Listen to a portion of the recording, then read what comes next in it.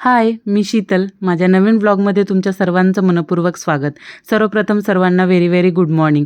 आजची ब्लॉगची सुरुवात मस्त अशी वेद आणि ओवीच्या अभ्यासाने होती आहे. स्कूलचा होमवर्क करत आहेत दोघेही. तर वेद बघा मस्त असं मन लावून स्टडी करतोय आणि त्याच्या अपोजिट ओवी करते, पण ती मस्त आजी फोनवर बघते म्हणून तिचं चालू आहे. बघा मी किती छान स्टडी करते आजी म्हणून.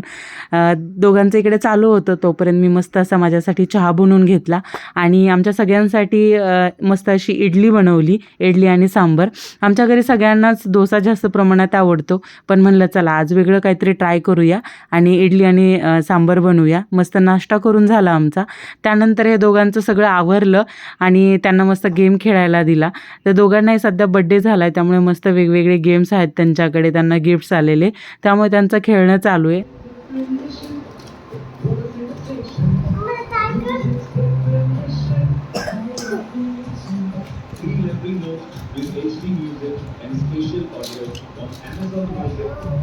म्हणलं त्यांच्यासाठी काहीतरी आपण स्पेशल बनवूया.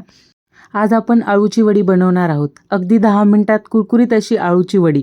इतर वेळेला आपल्याला आळूची वडी बनवायची म्हणलं ना की उकडून घ्यावी लागते, त्याचे रोल करावे लागतात आणि थंड झाल्यावर ती कट करून नंतर तळावी लागते.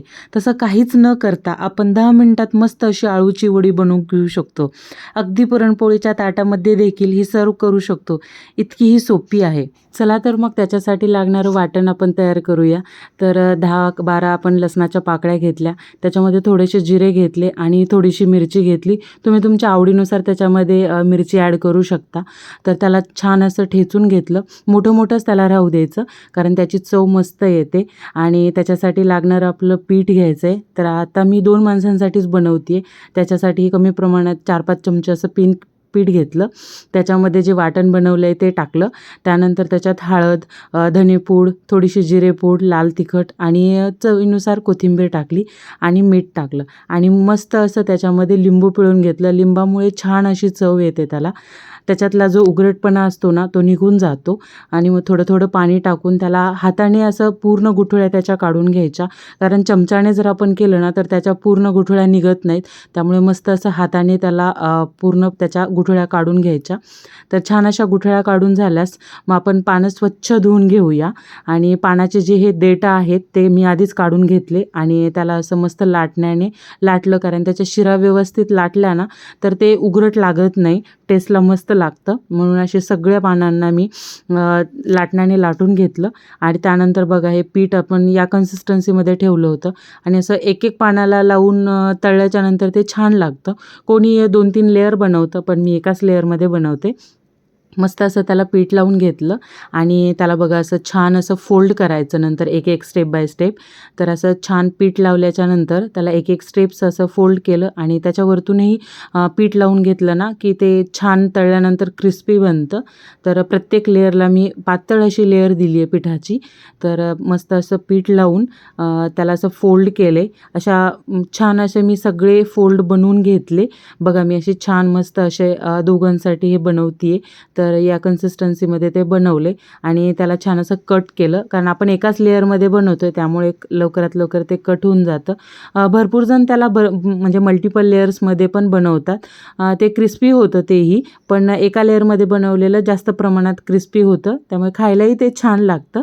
तर चला तर मग त्याला आपण तळून घेऊया. मस्त तेल गरम करायला मी ऑलरेडी ठेवलं होतं. तर थोड्या कमी प्रमाणातच तेल मी ठेवले, कारण परत ते तेल काही यूज होत नाही. त्याच्यामुळे छोट्या कढईमध्ये ते थोडंसं तेल टाकून त्याला मस्त असं फ्राय करून घेते आहे. कोणी हे आळूची वडी ना तव्यावरती थोड्या प्रमाणात तेल टाकून त्याला जस्ट एक गरम केलं जातं फक्त. क्रिस्पीनेस कमी येतो, पण शरीरासाठी ते छान असतं. पण म्हणलं चला आपण कधीतरी असं फ्राय केलेलंही खाऊ शकतो म्हणून, कारण क्रिस्पी बनतं असं बनवल्याने. म्हणून मस्त असं त्याला मी भरपूर तेलामध्ये फ्राय करते आहे.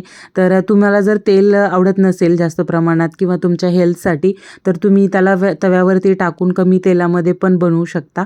तेही खायला टेस्टी लागतं, पण थोडंसं कधीतरी चालतं असं, कारण हे जरा जास्त क्रिस्पी होतं आणि खायलाही मस्त लागतं. तर आपल्या अशा मस्त अशा आळूवडी सगळ्या रेडी झालेल्या आहेत बघा. छान अशी आपली आळूवडी रेडी झाली आहे. तर मुलांना मी मस्त खायला देते कारण मुलांना फ्राय केलेल्या गोष्टी जास्त प्रमाणात आवडतात. मी अवॉइड करते पण कधीतरी खायला छान असतं. चला तर मग मस्त अशी आळूवडी खाऊन घेऊया.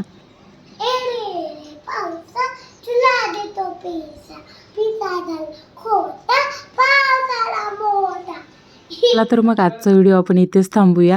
चॅनलला सबस्क्राईब केलं नसेल तर नक्की सबस्क्राईब करा.